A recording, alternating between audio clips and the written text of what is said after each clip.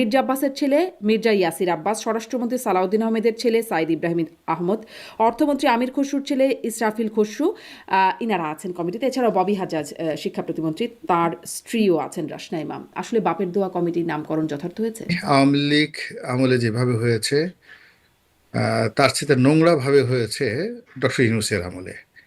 আর doctor ইউনূসের আমলে যেটা হয়েছে তার চেয়ে আরো বিশ্রীভাবে বস্তুত সরকার চালাচ্ছেন বা প্রধানমন্ত্রী হচ্ছেন সালাউদ্দিন আহমেদ। মানে লেম্যান, একেবারে সাধারণ গ্রামের সাধারণ মানুষ, তাদেরও মনে হচ্ছে যে এখানে ডিফ্যাক্টো প্রধানমন্ত্রী জনাব সালাউদ্দিন সাহেব, এবং ফেসবুকে পোস্ট দেবার জন্য এখন গ্রেপ্তার শুরু হয়ে গেছে, যেটি 2 বছর আগে দেখতাম। 32 নম্বরে যেতে হবে, তারপরে শেষে জয় বাংলা স্লোগান দিতে হবে, তারপরে শেষে এই কাজগুলো করতে হবে। কিন্তু যাদের কারণে এখন জয় বাংলা স্লোগান দেওয়া যাচ্ছে না, তারা পোলাও খাচ্ছে, কুরমা খাচ্ছে, নির্দিষ্ট দূরত্বে গিয়ে তারা মহা আরামে আছে। আর এখানে আমাদের মধ্যে কিছু কিছু মানুষ হঠাৎ করে যে ইউএনও একজন ছিলেন উর্মি, মাহমুদা উর্মি, যিনি ডক্টর ইউনূসের সম্পর্কে লিখেছিলেন, তাকে তো শোকজ কি, তাকে তো বরখাস্তই করা হলো, তারপরে তার বিরুদ্ধে মানহানি রাষ্ট্রদ্রোহের মামলাও হলো। তাহলে 2 বছরে হয় নাই, এটা কি আসিফ মাহমুদ 2 বছর চোখ বন্ধ ছিল নাকি? যে কারণে শেখ হাসিনার বিরুদ্ধে গণ অভ্যুত্থান হয়েছে, যে কারণে আমরা ডক্টর মোহাম্মদ ইউনূসকে বিরক্ত হয়ে গেছি, এই বুড়া যায় না কেন? শেখ হাসিনার পছন্দের স্পিকার, তাকে নেওয়া হচ্ছে জেলখানায়, আর তার পছন্দের রাষ্ট্রপতি, তিনি সংসদে ভাষণ তো দিচ্ছেনই, তার উপরে আবার ধন্যবাদ। যখন মূলত আওয়ামী লীগের উপর রাগ ঝাড়া হচ্ছে। এখানে বেচারি যিনি আছেন তিনি বলির পাঠা হচ্ছে। লেখাপড়া নিয়ে থাকতো, তারপর সে ওর একটা ছোট লাল গাড়ি ছিল, আর ওর একটা প্রেমিক ছিল যাকে আওয়ামী লীগের নিষেধাজ্ঞাই থাকছে, এখন নতুন করে আরেকটু কড়া করা হচ্ছে আইনটাকে। সিম্পেথি গ্রো করেনি। এখনো আওয়ামী লীগের কোনো নেতাকে যদি পায় রাস্তায়, মানুষ ঝাঁপিয়ে পড়বে তাকে একটা গণপিটুনি দেওয়ার জন্য। তারেক আমার আজকের আয়োজনে ধন্যবাদ শারমিন, আপনাকে অনেক অনেক ধন্যবাদ। আপনাকে অসংখ্য ধন্যবাদ, আপনি আমাকে সময় দিচ্ছেন। কয়েকটা বিষয় নিয়ে কথা বলবো, তার মধ্যে কিছু মন্তব্য, কিছু আলোচিত বা সমালোচিত ঘটনা, এই বিষয়গুলো আজকের আলোচনায় আনতে চাই।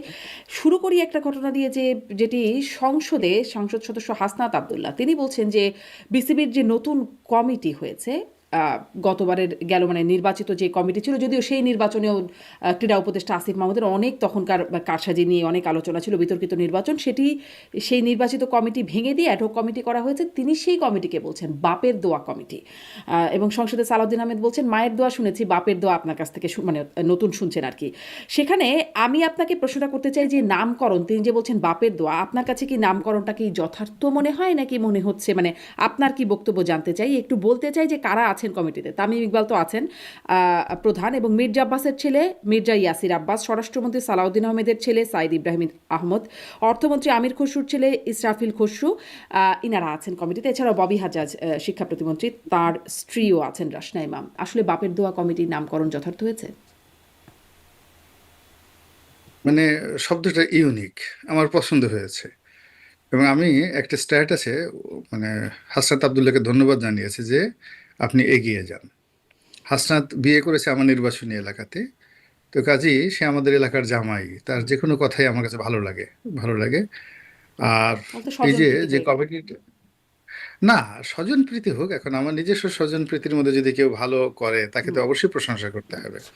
সে বিপ্লবী, সে সংসদে চলে গেছে, সে যে কথাগুলো বলছে, মানে ওই সংসদে দাঁড়িয়ে চোখে চোখ রেখে, মানে ক্ষমতাধরদের চোখে চোখ রেখে কথা বলছে, এটা চারটিখানি বিষয় নয়, কথা বলছে। এবং এই যে যারা মানে কমিটিতে গেছে তারা সবাই খুব আকর্ষণীয় ব্যক্তিত্ব, মন্ত্রীর ছেলে, বড় বড় মন্ত্রীর ছেলে, তাদের সমালোচনা করা মানেই ওই মন্ত্রণালয়গুলো হাসনাত আবদুল্লার জন্য ঝুঁকিপূর্ণ হয়ে যাবে।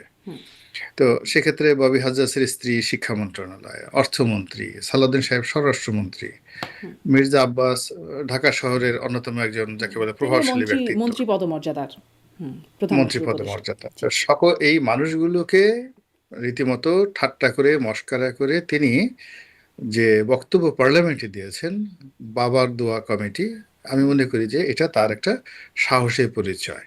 কাজটি আওয়ামী লীগ আমলে যেভাবে হয়েছে তার চেয়ে নোংরা ভাবে হয়েছে ডক্টর ইউনূসের আমলে। আর ডক্টর ইউনূসের আমলে যেটা হয়েছে তার চেয়ে আরো বিশ্রীভাবে এটা হয়েছে। প্রথমত এখানে যারা আসছে সবাই দেখতে সুন্দর, তারপরে তারা সবাই ভালো বংশের, তাদের রক্ত ভালো, চেহারা সুরতে ভালো, তারপরে শেষে তাদের লেখাপড়ার ব্যাপারে কোনো রকম কারো আপত্তি নেই। কিন্তু ওই যে সমস্যাটা হলো কি, যে প্রক্রিয়াটা ভালো হয়নি। এই একই মানুষগুলো যদি নির্বাচিত হতেন সেখানে, ইলেকশন করে আসতেন, আমরা গর্ব অনুভব করতাম যে একটা কমিটি হয়েছে, মানে তারা সবাই সুন্দর সব মিলিয়ে। কিন্তু এই যে যে প্রক্রিয়াতে তারা এলেন, এখানে যথেষ্ট প্রশ্ন করার সুযোগ আছে। এবং এই কাজের সঙ্গে প্রধানমন্ত্রী তারেক রহমান সাহেবের কতটা গ্রিন সিগন্যাল আছে ডাজ নট ম্যাটার, কিন্তু আলটিমেটলি তাকেও এখানে জড়ানো হয়েছে যে আসলে তিনি এরকমই মানুষ, সব জায়গাতে শুধু দলীয় লোক ঢুকানো, সব জায়গাতে নির্বাচন অ্যাভয়েড করে, নির্বাচন বিধি ব্যবস্থার উপর বোধহয় তার আর বিশ্বাস বা আস্থা নেই। তো তিনি একেবারে যাকে বলা হয় প্রশাসক নিয়োগ থেকে শুরু করে অন্যান্য যে কর্মকাণ্ডগুলো করছেন, এটা হলো নির্বাচন বাদ দিয়ে নিজের যে এক্সিকিউটিভ ক্ষমতা, এই ক্ষমতা প্রয়োগ করে তিনি যেই জায়গাগুলোতে নির্বাচন হতে পারতো সেই দরজাগুলো তিনি বন্ধ করে দিচ্ছেন। এটা অন দ্য লং রানে গণতন্ত্রের জন্য, তার নিজের দলের ইমেজের জন্য এবং তার নিজের ব্যক্তিগত ইমেজের জন্য এটা ভালো হবে না। জি, আপনি এর কারণ বলছেন হলো, তারেক রহমানের গ্রিন সিগন্যালের কথা। মানে তারেক রহমানের সিগন্যালটা কি বোঝা যাচ্ছে কতটা? কারণ মানে সব তো মন্ত্রীরই ছেলে এখানে, মানে যাদের কথা বললাম, বা মন্ত্রী পদমর্যাদার ছেলে, একজনের আবার স্ত্রীও আছেন। কিন্তু বাকি অনেক ক্ষেত্রেই, যেমন সংসদে সম্প্রতি বলেছেন, বিশেষ করে আসলে যে আহ, জুলাই সনদ বাস্তবায়ন আদেশ, সংবিধান সংশোধন হবে নাকি সংস্কার হবে, গণভোট আদেশ ইত্যাদি নিয়ে যখন কথাবার্তাগুলো হচ্ছে, বা 133টি অধ্যাদেশ অন্তর্বর্তীকালীন সরকারের সময়কার, সেটি নিয়ে যখন আলোচনা হচ্ছে, তখন তারেক রহমান মাননীয় প্রধানমন্ত্রী তিনি আসলে এই বিষয়গুলো নিয়ে কথা বলছেন না। সেটি নিয়েও হাসনাত আবদুল্লাহ রায় বাইরে গিয়ে বলছেন যে তিনি হচ্ছেন নমিনাল প্রধানমন্ত্রী, আর বস্তুত সরকার চালাচ্ছেন বা প্রধানমন্ত্রী হচ্ছেন সালাউদ্দিন আহমেদ। এই মন্তব্যকেও আপনি কিভাবে দেখবেন? এখানে সালাউদ্দিন সাহেবকে নিয়ে একটা নিদারুণ, যাকে বলে বাংলাদেশে একটা চলছে।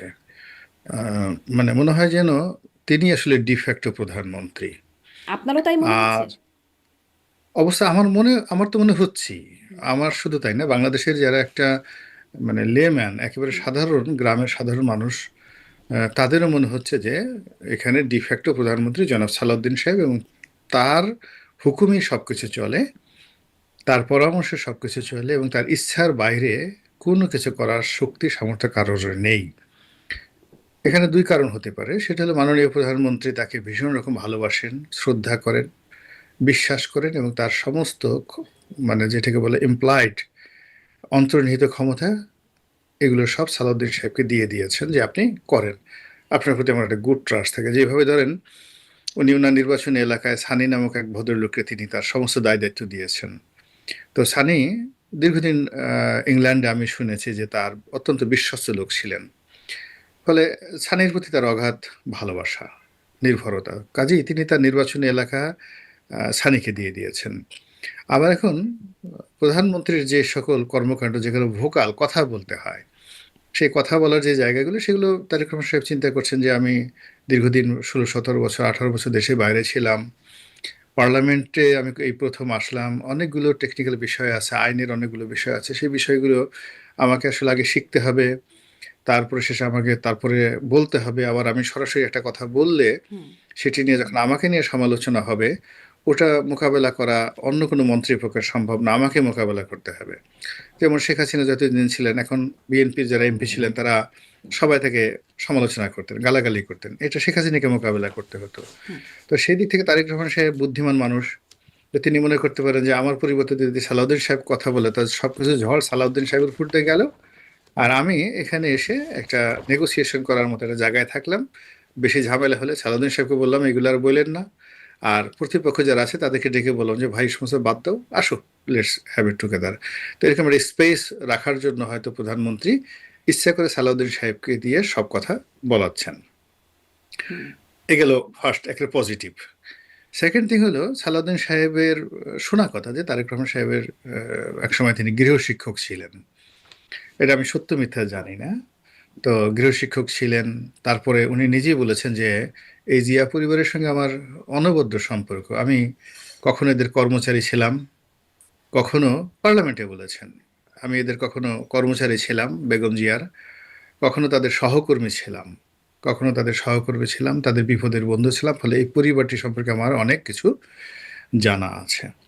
তো সেই দিক থেকে জনাব সালাউদ্দিন সাহেব এই সংসদে তারেক রহমান সাহেবের একান্ত আপনজন, যদি ছাত্র হয়ে থাকেন তারেক রহমান সাহেব, এটা মির্জা ফখরুল এই ক্লেম করতে পারবেন না, কিংবা এখানে যারা আছেন পার্লামেন্টে একমাত্র যদি ওই যে ঘরের যে সম্পর্ক সেটা সালাউদ্দিন সাহেবের আছে। তো সেই ক্ষেত্রে তারেক রহমান সাহেবের যত দুর্বলতা তিনি জানেন, যত প্রসপেক্ট তার যে জিনিসগুলো আছে সেটাও তিনি জানেন।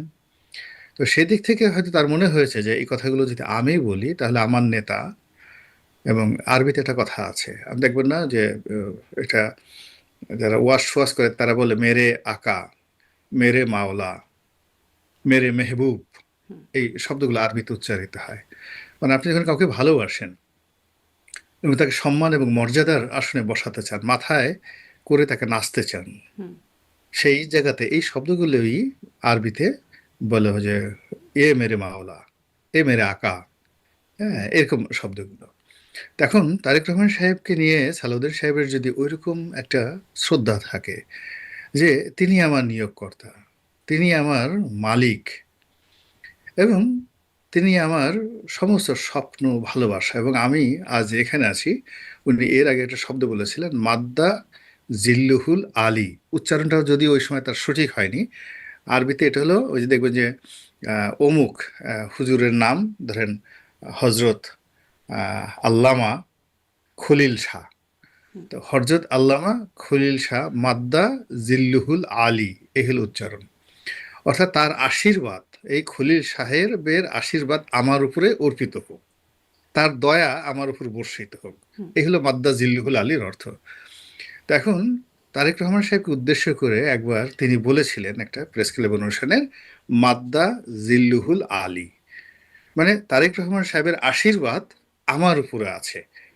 তো তখন ওই শব্দটা উনি নতুন শিখেছেন, যার জন্য হুজুরদের ওই অনুষ্ঠানে মানে তার উচ্চারণটা ঠিক হয়নি, কিন্তু আমি যে এখানে বলে দিলাম যে তিনি বোঝাতে চেয়েছেন যে আমি যা কিছু করছি, যে অবস্থাতে আছি, আমার উপর জনাব তারেক রহমান সাহেবের আশীর্বাদ আছে, তার ছায়া আছে, আমার উপর তার ছায়া আছে। তো সেক্ষেত্রে ফলে তিনি আস্থাভাজন তার হবার যে, কারণেই তিনি আসলে আপনি যেটি বলছেন তাকেই ডিফ্যাক্টো মনে হচ্ছে, হ্যাঁ, এরকম সামারি ডিফ্যাক্টো করা মনে যায়। হচ্ছে, তো যার, হ্যাঁ হ্যাঁ হ্যাঁ হ্যাঁ। আপনি বলছেন যে তো তারেক যার জন্য রহমান হয় অনেক কি, কিছুতে সমালোচনাও হবে এখন। আসিফ মাহমুদ সজীব ভুইয়া, অনেক আলোচিত সমালোচিত সাবেক উপদেষ্টা, তিনি এখন বলছেন যে আহ, তারেক রহমানের সমালোচনা প্রসঙ্গেই তিনি বলছেন যে ফেসবুকে পোস্ট দেবার জন্য এখন গ্রেপ্তার শুরু হয়ে গেছে, যেটি 2 বছর আগে দেখতাম। তাহলে প্রধানমন্ত্রী সংসদে দাঁড়িয়ে বলে দিন আমার বিরুদ্ধে কিছু লিখলে গ্রেপ্তার করা হবে। 2 বছর মানে তিনি দেখেন নাই, 2 বছর আগে শেখ হাসিনার আমলে এরকমটা হতো, এখনও তিনি দেখছেন ফেসবুকে পোস্ট দেবার জন্য গ্রেপ্তার শুরু হয়ে গেছে। আপনার কি আসলে তাই মনে হয়? আসলে কিছু ঘটনা তো দেখা গেল, সওদা সুমি জামাতের একজন নারী কর্মী, কিন্তু তারা আবার বললেন বলার মাত্রই আর কি দ্রুত তাদের জামিন হয়ে গেল, এরকম ঘটনাও ঘটলো। আবার অন্যদিকে ইমির আবার জামিন হচ্ছে না, জয় মানে 7ই মার্চের ভাষণ বাজানোর কারণে। সেই মানে এখানে কি ঘটছে আসলে? সমালোচনা করার কারণেই গ্রেপ্তার হচ্ছে আসিফ মাহমুদ যেটি বলছেন, আপনি কি সেটাকেও সমর্থন করেন? না, এটা সমর্থনের ব্যাপার না, এটা হলো বাতাস যেদিকে যায়। এখন বাংলাদেশে বসে শারমিন আপনি যেভাবে কথা বলবেন, বিদেশে বসে তো এইভাবে কথা বলতে পারবেন না। আবার বিদেশে বসে যেভাবে কথা বলবেন সেভাবে বলতে পারবেন না। আমি গোলাম মোল্লা রনি, আমি যে কথা বলবো যেটা এই রাষ্ট্র হজম করতে পারবে, এ কথা তো অন্য একজন সাধারণ মানুষ বলতে পারবে না। তো স্থানকাল পাত্রভেদে আসলে গণতন্ত্র, বাক স্বাধীনতা, এগুলো হলো কন্ডিশনাল। তো এখন ওই যে জামাতের যে নেত্রী, তার পিছনে জামাত আছে, বিরোধী দল আছে, সংগঠন আছে, বট বাহিনী আছে, সব মিলিয়ে তাদের সাথে ইল্লু আছে, পিঙ্কু আছে। তো যার জন্য এই ভদ্র মহিলাকে যদি জেলে রাখা হয় বা তার বিরুদ্ধে করা হয়, মুহূর্তের মধ্যে সরকারের 12টা বাজিয়ে দেবে। তাদের পক্ষে কথা বলার মতো অনেক লোক আছে। অন্যদিকে আরেকজন যার পক্ষে কথা বলার নেই, যে 7ই মার্চের ভাষণ বাজিয়েছে, এখন ওখানে তো আসলে জামাত যেভাবে অর্গানাইজড, জামাতের যেভাবে ইল্লু বাহিনী আছে, পিঙ্কু বাহিনী আছে, টিঙ্কু বাহিনী আছে, তো আওয়ামী লীগে তো আসলে এই জিনিসগুলো নেই। ওই মেয়েটার ওই জিনিসগুলো নেই, ফলে সে যেখানে আছে তার ওখানে থাকা উচিত। আমাদের দেশে হলে কি আপনারা লাভ দেবেন, লম্ফঝম্প করবেন, তার আগে তো আপনাকে বুঝতে হবে আপনার ওজন কেমন, পায়ের নিচে মাটি কেমন আছে। লাভ দিয়ে যদি আপনার গর্তের মধ্যে আপনি পড়ে যান, লাভ না দেওয়াটাই বুদ্ধিমানের কাজ। তা আমাদের এই দেশের মানুষের প্রায় উত্তেজনা, মানে তারা দেখা গেল একজন একটা মশা কামড় দিয়েছে, মশা মারার জন্য সে পাগল হয়ে যায়, আজকে মশা না মেরে সে ঘুমাবে না, এরকম তো আর ম্যানি ম্যানি লোক এই ঢাকা শহরে যেখানে মশা আছে ব্যাট হাতে নিয়ে সে ঘুরতেই থাকে। একটা দুইটা, একটা দুটো তিনটা চারটে ব্যাট সে কিনে ফেলছে। তো সেই দিন আমার এক প্রতিবেশী বলল সে আরো 3টা ব্যাট কিনে তার ছেলে মেয়েকে দিয়ে দিয়েছে, ছোট ছোট। ওরা তো এক একজন বয়স 6 বছর 7 বছর। আমি বললাম যে ওদেরকে দিলেন কেন? ওরা এই বয়সে মশা মেরে ফাইটিং শিখুক। এই যে তাকে মশা এসে কামড়ায় যাচ্ছে, সে প্রতিবাদ করছে না, ইটস বাহ! Not good. এই জন্য আমি ওদের হাতে এই মশা মারার ব্যাট কিনে দিয়েছি। এ তো বাঙালির একটা চরিত্র। সে মশার সাথে ফাইট করেও নিজের হুম, দক্ষতা, অভিজ্ঞতা, যোগ্যতা বাড়ায় এবং সে মনে করে আমি একটা বিরাট কিছু করেছি। তো সেক্ষেত্রে এই যে বাঙালির যে চরিত্র, 32 নম্বরে যেতে হবে, হুম। তারপরে শেষে জয় বাংলা স্লোগান দিতে হবে, তারপরে শেষে এই কাজগুলো করতে হবে। কিন্তু যাদের কারণে এখন জয় বাংলা স্লোগান দেয়া যাচ্ছে না, তারা পোলাও খাচ্ছে, কুরমা খাচ্ছে, নির্দিষ্ট দূরত্বে গিয়ে তারা মহা আরামে আছে। আর এখানে আমাদের মধ্যে কিছু কিছু মানুষ হঠাৎ করে আমরা স্থান কাল পাত্র না বিবেচনা করে আমরা একটা কাজগুলো করছি, ফলে আমাদের তো আসলে এখানে শাস্তি পাওয়াই উচিত। এটা স্বাভাবিক বিষয়। তো এই জন্য এটা তারেক রহমান সাহেবের কোনো দোষ না, বা মানে সিস্টেমটা আমাদের দেশে আসলে এভাবে চলেছে। এখানে সেই 1973 থেকে আজ অবধি আমাদের এই সমাজে অনেক ভালো জিনিস ক্রমবর্ধমানভাবে হারিয়ে গেছে, এখন থেকে এখন পর্যন্ত। আর 73 থেকে বঙ্গবন্ধু জমানা থেকে আজ অবধি একেবারে ডক্টর মোহাম্মদ ইউনূসের জমানা পর্যন্ত একটা মন্দ জিনিস বন্ধ হয়নি। মানে অতীতে যেটা ছিল এটা ক্রমবর্ধমান হারে বেড়ে গেছে। আগে যে দুর্গন্ধ ছড়াতো তার চেয়ে আরো বেশি দুর্গন্ধ ছড়াচ্ছে, আগে যে মন্দ কাজ হতো তার চেয়ে বেশি। তো সেই দিক থেকে এটা পৃথিবীরই নিয়ম। এই পৃথিবীতে আপনি দেখবেন যে এই পৃথিবীতে বহু ভালো জিনিস হারিয়ে গেছে, কিন্তু সেই হজরত আদম আলাইহিস সালাম থেকে আজ পর্যন্ত একটা মন্দ জিনিস যে পৃথিবীতে মানুষ একবার শুরু করেছে, ওই মন্দ জিনিস আর কখনো বন্ধ হয়নি। তো কাজেই আওয়ামী লীগ জমানার যে কাজগুলো, ইনুস জমানার যে কাজগুলো, রহমান সাহেবের জমানাতে একটাও বন্ধ হবে না, বরং এগুলো বাড়তে থাকবে। এই যে চিরসত্য, ব্যাধি এটা বুঝে সংক্রামক, নিলে স্বাস্থ্য আমাদের নয়। চলবে এটি না। তো একটা মানে বিখ্যাত প্রবাদী আছে বা বিখ্যাত। ডায়লগই আছে, সেটি নিয়ে তো আছেই। আমি জি। একটু এটা নিয়েও আসি যে আরেকটা বিষয়ও একটু, সেটিও সংসদে হাসনাত আব্দুল্লাহ বলছেন, আপনার স্বজন। তিনি বলছেন যে যে 28 জন বিচারককে সামাজিক যোগাযোগ মাধ্যমে তাদের নিজস্ব চ্যাট বক্সে নিজেদের মধ্যে আলাপ আলোচনার কারণে সেটি তাদেরকে শো কজ নোটিশ পাঠানো হয়েছে। এবং সেই শো কজ নোটিশের চিঠিতে বলা হচ্ছে যে সামাজিক যোগাযোগ মাধ্যম ব্যবহার করে নিয়োগকারী ও নিয়ন্ত্রণকারী কর্তৃপক্ষের সম্পর্কে বিরূপ মন্তব্য, এটাকে অসদাচরণ হিসেবে গণ্য করা হচ্ছে এবং তাদেরকে শো কজ নোটিশ পাঠানো হয়েছে। এটি আপনি কিভাবে দেখছেন? এটার ব্যাপারে আমি আসলে কিছু বলতে চাচ্ছি না, বিকজ আমাদের জুডিশিয়ারি খুব সেনসিটিভ। এখানে আপনি ওয়ান ওয়ে ট্রাফিক, মানে জুডিশিয়ারি নিয়ে কোনো কথা আপনি বলতে পারবেন না।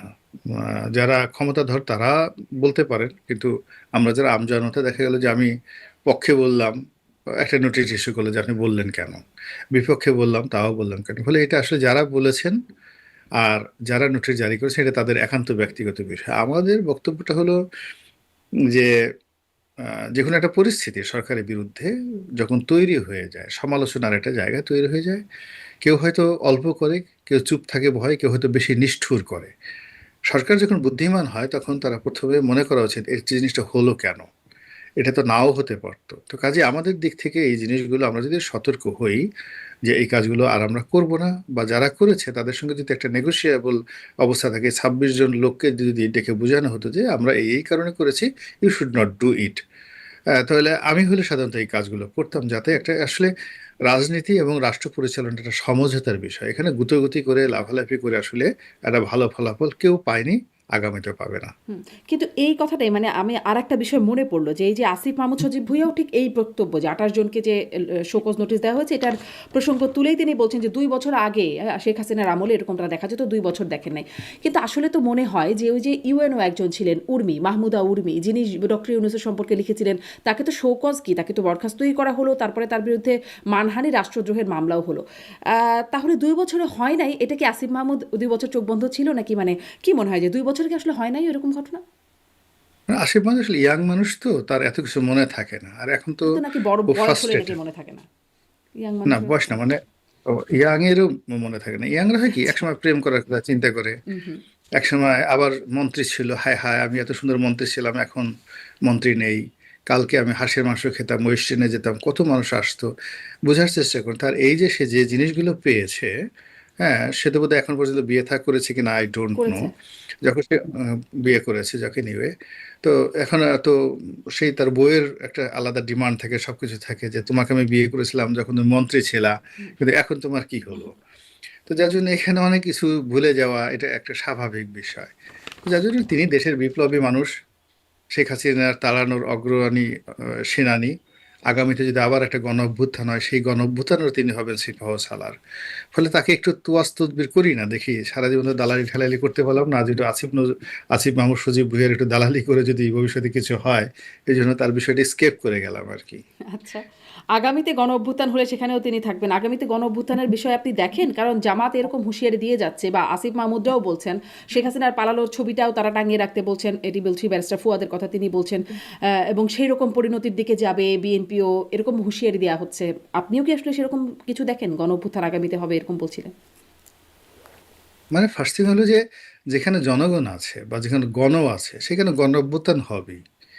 টুডে হবে অথবা টুমোরো হবে অথবা 100 বছর পরে হবে, জনগণ থাকলেই গণ অভ্যুত্থান হবে, এতে কোনো সন্দেহ নেই। তো কাজে গণ অভ্যুত্থান হবে না কেন? 2 নম্বর হলে যে আমরা, আপনি তো অ্যানিম্যাল ফার্ম পড়েছেন, সেই জর্জ অরওয়েলের বিখ্যাত, যেখানে পশুরা বিদ্রোহ করে মানুষের বিরুদ্ধে। এবং আপনি দেখবেন যে অনেক বিড়াল, আপনি যারা বিড়াল পালে, বিড়াল রাগ হয়ে যায়, মালিকের গালের উপর টাস টাস করে সে মেরে দেয় বিড়াল। হুম। একটা কুকুর মেজাজ ঠিক রাখতে পারে না, বিড়াল কুকুর মেজাজ ঠিক রাখতে পারে না। একটা তেলাপোকা, সেও রাগ হয়ে যায়। আপনি একটা মশা আপনাকে একটা কামড় দিচ্ছে, যেই জায়গাতে সে কামড় দিলাম তাড়াই দিচ্ছেন, ঠিক ওই জায়গাতে এসে সে আঘাত করবে, নির্দিষ্ট জায়গাতে। আপনার যে লোমকূপের যে জায়গাতে সে প্রথম হুল বসিয়েছিল, ওই জায়গাতে। মাছি, আপনি একটা মাছি চিনতে করেন, আপনার মাথার যে জায়গাতে, গালের যে জায়গাতে বসে গেল, আপনি তাড়িয়ে দিলেন, ঠিক নির্দিষ্ট জায়গাতে সে এসে বসে। এটা প্রকৃতির একটা লীলা খেলা।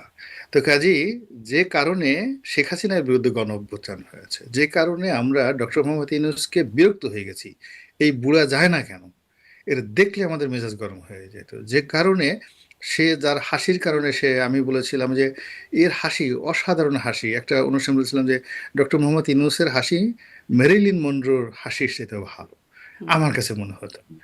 সেই লোক হাসলে আমার কাছে মনে হয় যে এর দাঁতগুলো বের হয়েছে, এখন আমার আর সহ্য হচ্ছে না।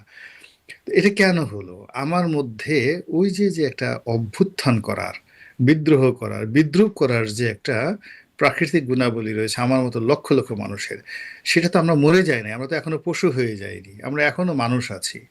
কাজেই সরকারের যারা কর্তা ব্যক্তি, তাদেরকে সতর্ক হতে হবে যে শেখ হাসিনার জমানাতে যে জনগণ ছিল, সেই জনগণের চাইতে এখনকার জনগণ বেশি সাহসী।